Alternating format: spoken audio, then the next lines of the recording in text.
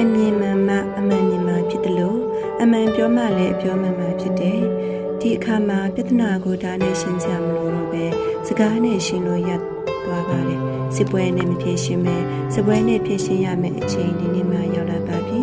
မနေ့ပြန်ဆိုတာဒီနေ့ကစတာပါကြည်စံနဲ့မဖြေရှင်းပဲတီလန်နဲ့ဖြေရှင်းရပါမယ်ငါးပါးတီလာဖြစ်တဲ့ peace တီလန်သာအကောင်းရင်ကြည်စံမလို့ပါဘူးလက်နဲ့မဖြေရှင်းပဲလက်ဆက်ဖြေရှင်းနိုင်ရမှာပါလမ်းနဲ့မဟုတ်ပဲဉာဏ်နဲ့ဖြေရှင်းလို့ရပါတယ်